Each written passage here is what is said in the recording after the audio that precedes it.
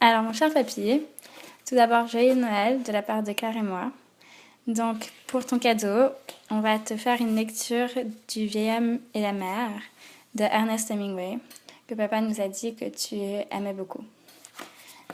Donc, voilà, c'est parti. Le Vieil homme et la mer d'Ernest Hemingway. Il était une fois un vieil homme, tout seul dans son bateau qui pêchait au milieu du Gulf Stream. En 84 jours, il n'avait pas pris un poisson.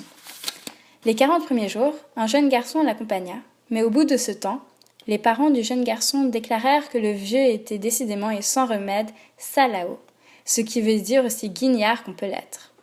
On embarqua donc le gamin sur un autre bateau, lequel, en une semaine, ramena 3 poissons superbes. Chaque soir, le gamin avait la tristesse de voir le vieux rentrer avec sa barque vide. Il ne manquait pas d'aller à sa rencontre et l'aidait à apporter les lignes serrées en spirale, la gaffe, le harpon ou la voile roulée autour du mât. La voile était rapiécée avec de vieux sacs de farine. Ainsi repliée, elle figurait le drapeau en berne de la défaite. Le vieil homme était maigre et sec, avec des rides comme des coups de couteau sur la nuque. Les taches brunes de cet inoffensif cancer de la peau que cause la réverbération du soleil sur la mer des tropiques marquaient ses joues. Elle couvrait presque entièrement les deux côtés de son visage. Ses mains portaient les entailles profondes que font les filins au bout desquels se débattent les lourds poissons. Mais aucune de ces entailles n'était récente. Elles étaient vieilles comme les érosions d'un désert sans poissons. Tout en lui était vieux, sauf son regard, qui était gai et brave, et qui avait la couleur de la mer. « Santiago !» dit le gamin tandis qu'il escaladait le talus après avoir tiré la barque à sec. « Je pourrais revenir avec toi maintenant. On a de l'argent. » Le vieux avait appris au gamin à pêcher, et le gamin aimait le vieux. « Non, dit le vieux. T'es sur un bateau qui a de la veine, faut y rester. » Mais rappelle-toi quand on a passé tous les deux 87 jours sans rien attraper, et puis tout d'un coup qu'on en a ramené des gros tous les jours pendant 3 semaines. « Je me rappelle, dit le vieux. Je sais bien que c'est pas par découragement que tu m'as quitté. C'est papa qui m'a fait partir. Je suis assez grand. Faut que j'obéisse, tu comprends? Je sais, dit le vieux. C'est bien naturel. Il a pas confiance. Non, dit le vieux. Mais on a confiance, nous autres, hein? Oui, dit le gamin. Tu veux-tu que je te paye une bière à la terrasse? On remisera tout ça ensuite. C'est ça, dit le vieux, entre pêcheurs.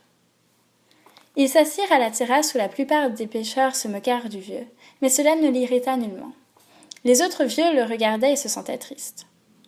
Toutefois, ils ne firent semblant de rien et engagèrent une conversation courtoise sur les courants, les fonds où ils avaient traîné leurs lignes, le beau temps persistant et ce qu'ils avaient vu. Les pêcheurs dont la journée avait été bonne étaient déjà rentrés.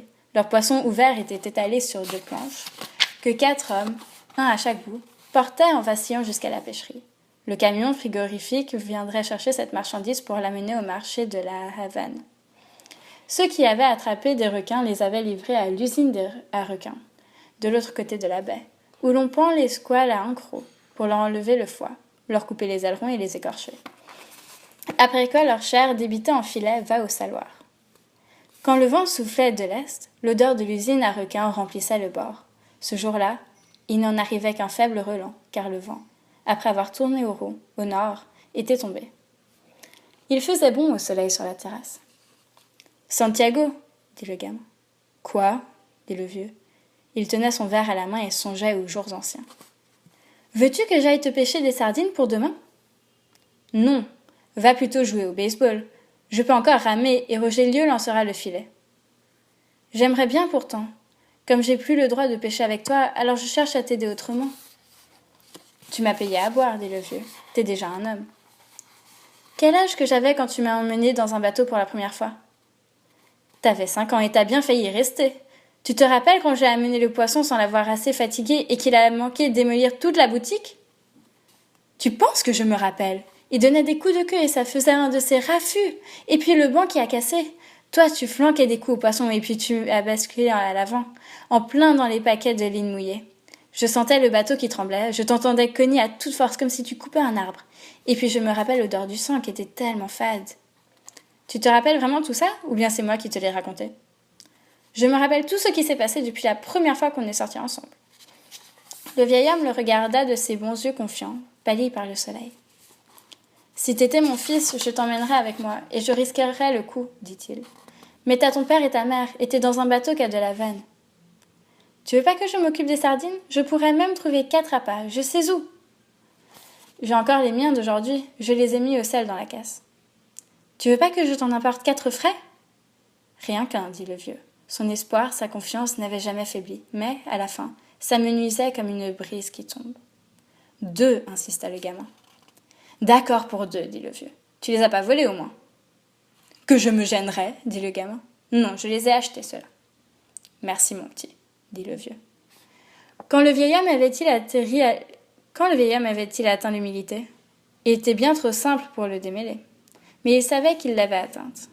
Il savait que ce n'était pas honteux. Sa vraie fierté, il ne l'avait nullement perdue. On aura une bonne journée demain avec ce courant-là, dit-il. Où c'est que tu vas aller? Demanda le gamin. Le plus loin que je pourrai, pour rentrer quand le vent tournera. Faudrait que je sois au large avant qu'il fasse jour. Je m'arrangerai pour que le patron il aille aussi au large, dit le gamin. Comme ça, si t'attrapes quelque chose de vraiment gros, on s'amène et on te donne un coup de main. Il n'aime pas sortir trop loin, le patron. C'est vrai, dit le gamin. Mais je m'arrangerai pour voir un truc que lui il ne pourra pas voir. Un oiseau, tiens, par exemple, en train de manger. Il croira qu'il y a des dorades. Et en avant! Il y voit pas plus clair que ça? Il est quasiment aveugle. Ça, c'est curieux, dit le vieux.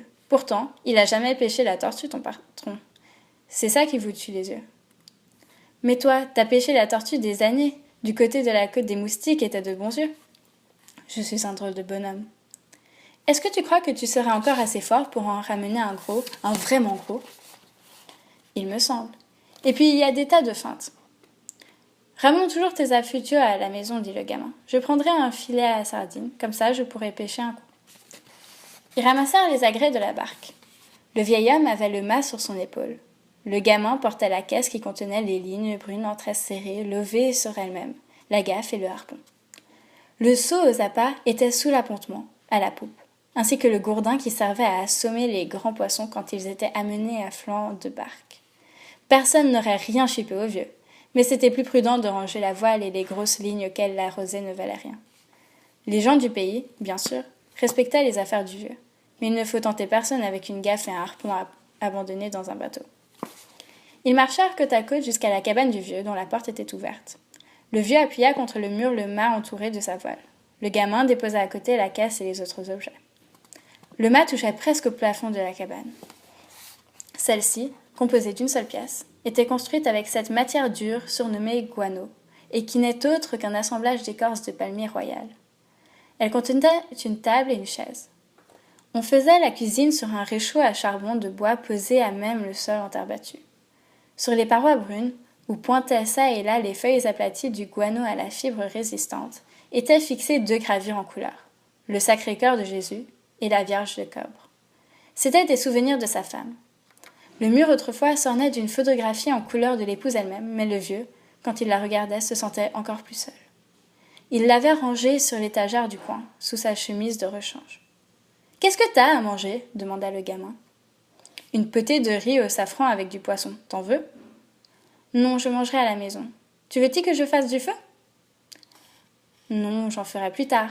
Peut-être que je mangerai le riz froid. »« Je peux t'y prendre le filet à sardines ?»« Bien sûr. » Il n'y avait pas de filet à sardines.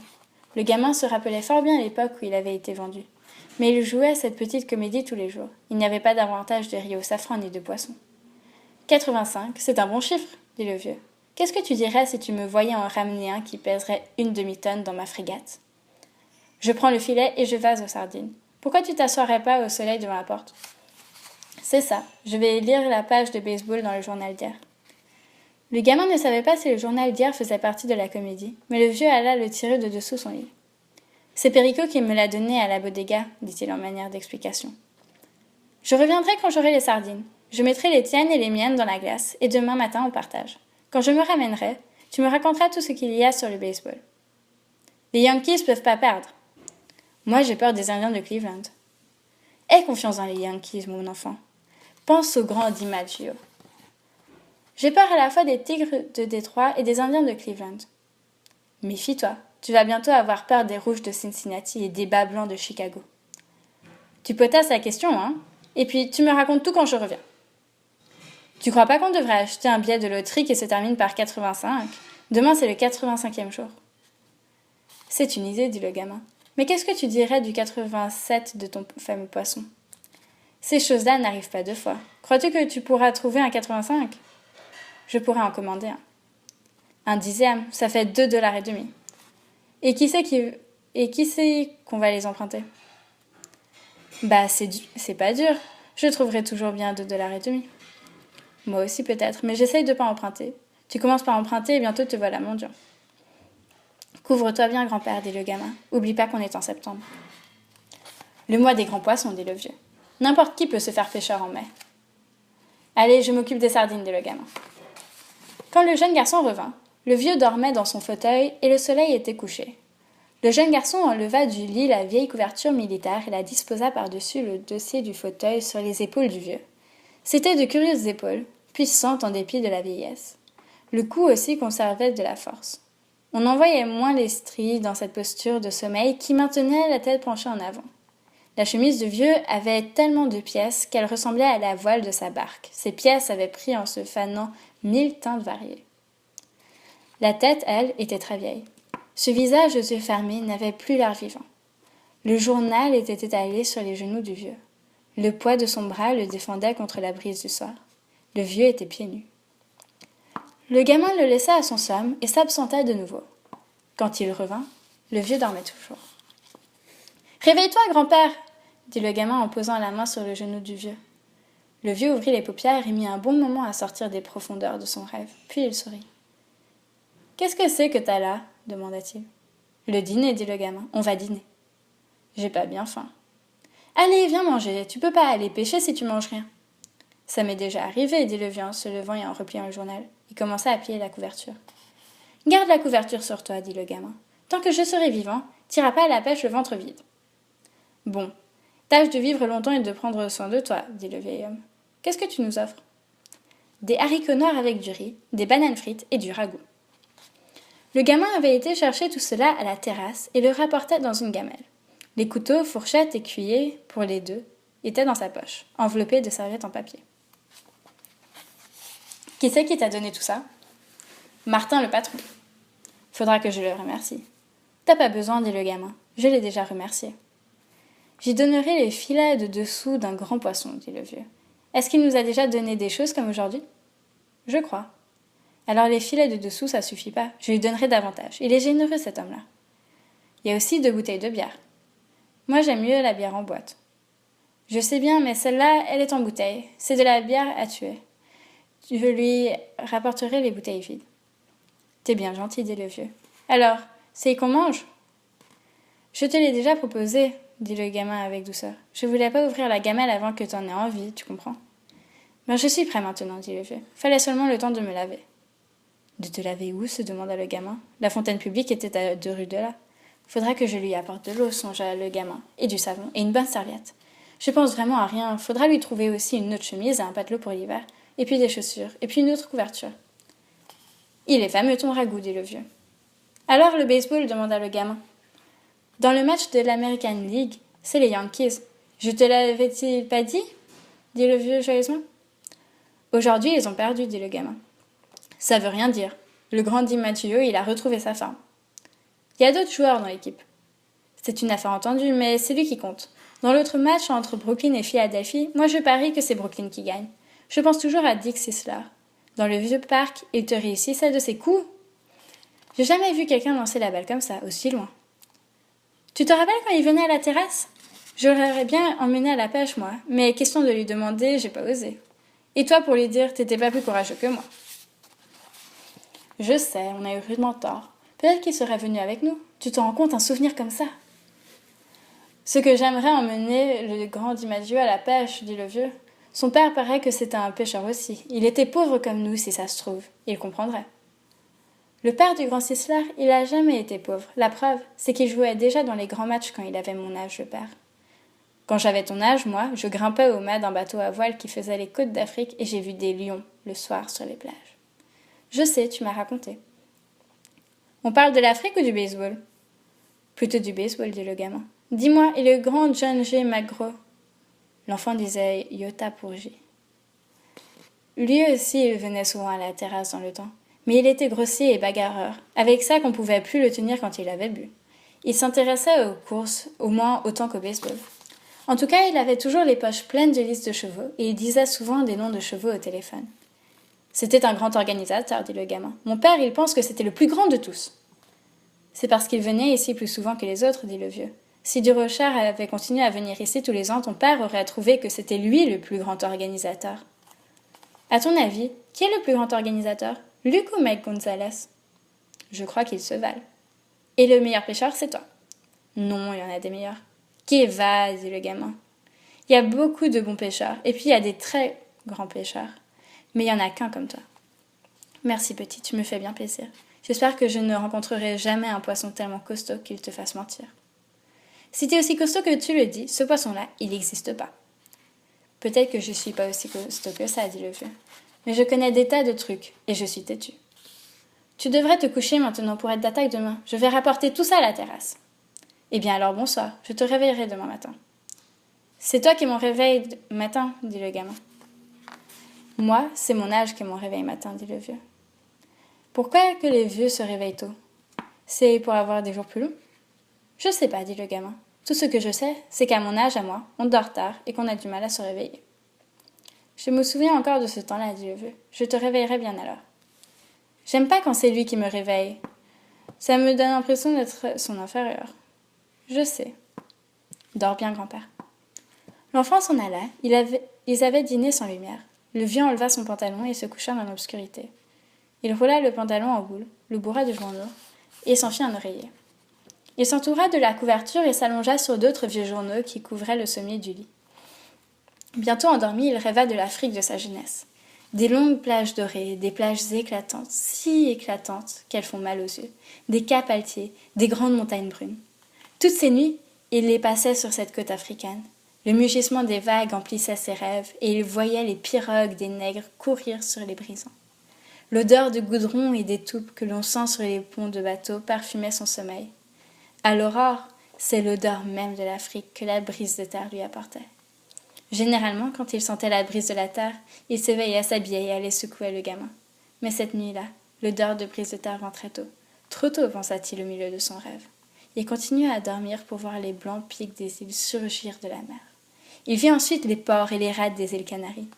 Il ne rêvait plus jamais de tempêtes, ni de femmes, ni de grands événements, ni de poissons énormes, ni de bagarres, ni d'épreuves de force, ni même de son épouse. Il ne rêvait que de paysages et de lions au bord de la mer. Des lions jouaient comme des chats dans le crépuscule. Il les aimait comme il aimait le gamin. Jamais il ne rêvait du gamin. Il s'éveilla, regarda la lune par la porte ouverte, puis déroula son pantalon et l'enfila. Dehors, il urina contre la cabane et prit la route qui montait pour aller réveiller le gamin. Il frissonnait dans le froid matinal. Mais il savait que ces frissons le réchaufferaient et qu'il serait bientôt penché sur ses rames. La porte de la maison où habitait le gamin n'était pas fermée à clé. Il l'ouvrit et entra silencieusement sur ses pieds nus. Le gamin dormait dans un petit lit qui se trouvait dans le vestibule.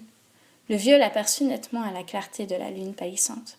Il le prit doucement par un pied et tint ce pied en l'air. Le gamin s'éveilla, se retourna et regarda le vieux qui fit un signe de tête. Le gamin attrapa son pantalon sur une chaise et le passa sans se lever. Le vieux sortit de la maison et le gamin sortit derrière lui. Il était encore tout endormi. Le vieux lui entoura les épaules de son bras en disant « Ça me fait chagrin de te réveiller. »« Qu'est va » dit le gamin. « Faut bien sortir du lit quand on est un homme. » Ils descendirent jusqu'à la cabane du vieux. Tout le long du chemin, des gens se mouvaient, pieds nus, dans l'obscurité, les mains de leur bateau sur les épaules. À la cabane, ils prirent des lignes embobinées dans le panier, le harpon et la gaffe. Le vieux chargea sur son épaule le mât entouré de la voile. « Tu veux du café » demanda le gamin. « Plus tard, faut d'abord griller le bateau. » Ils burent leur café dans les boîtes de conserve qu'on leur servit dans un mas troquet pour les pêcheurs, qui ouvraient tôt.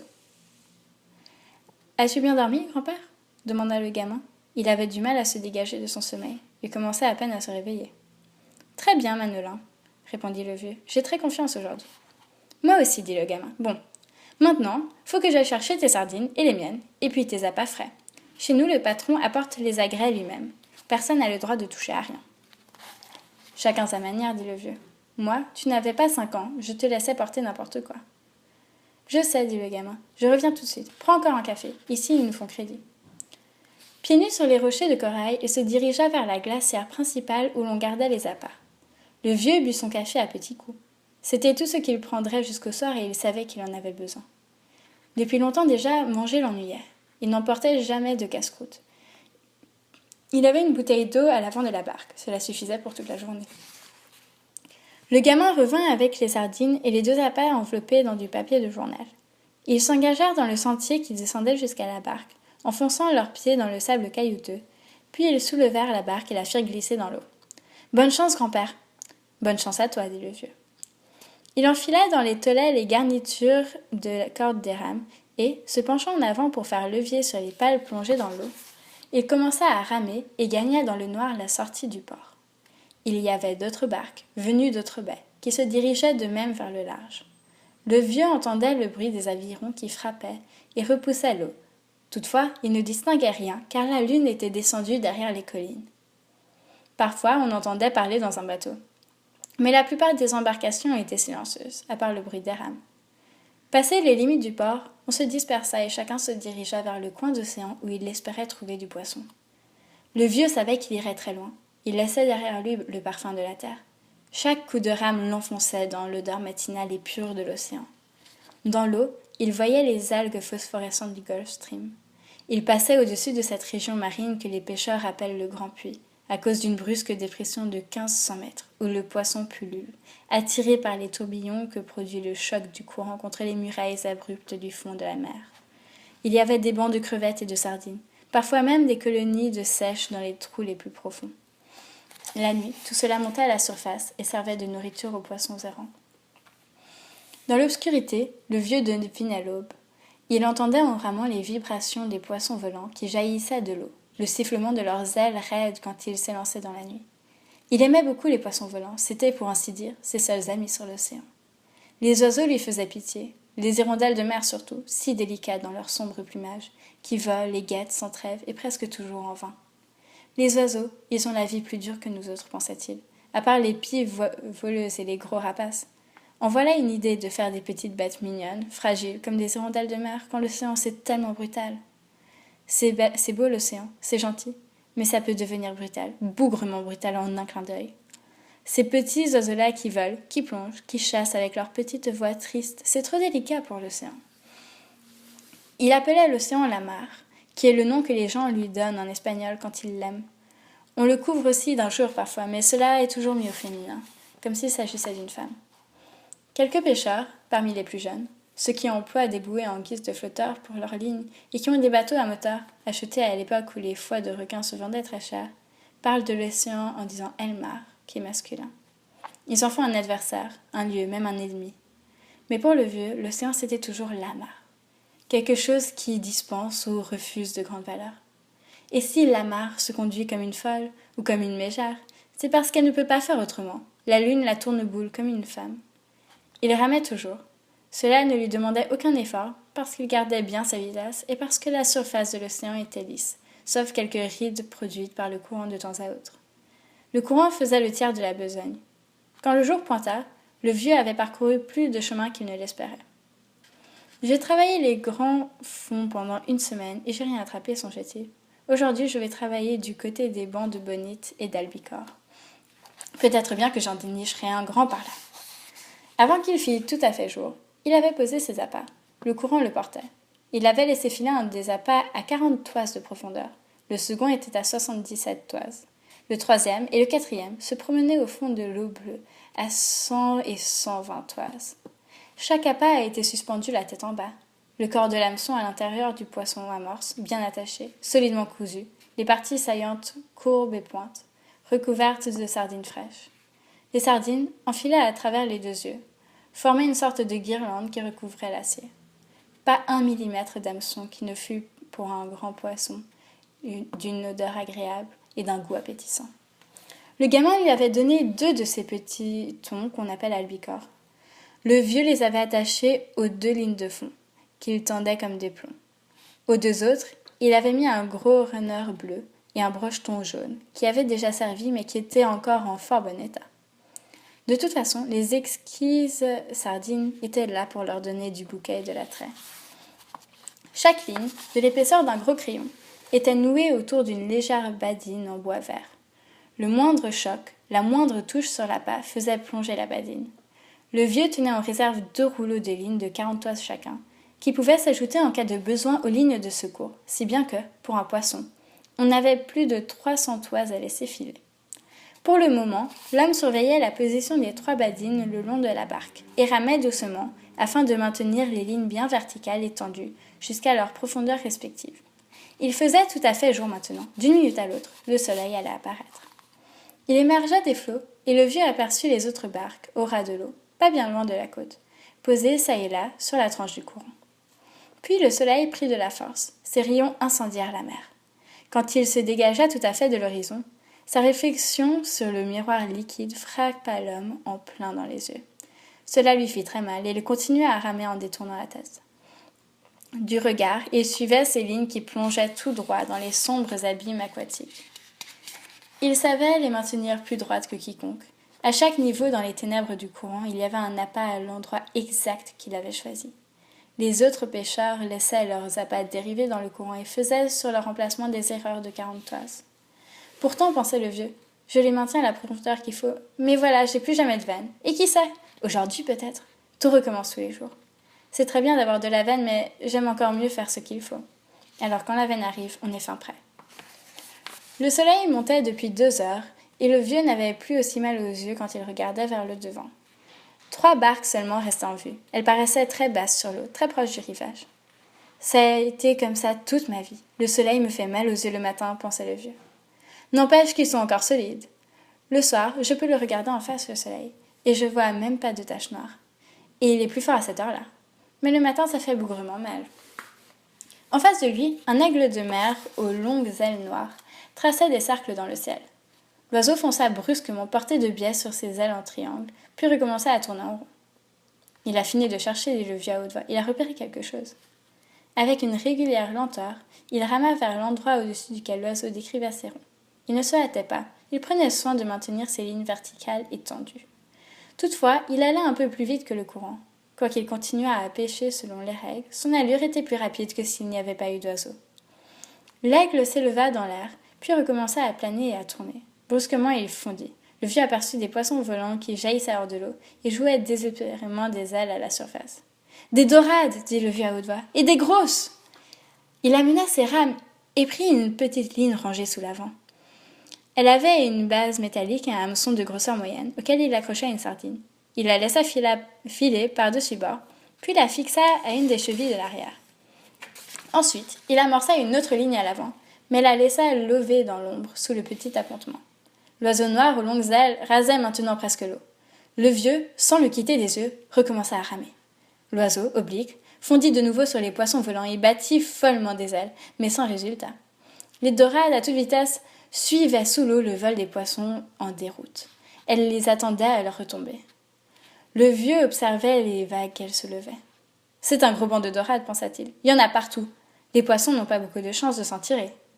L'oiseau, lui, il n'aura rien.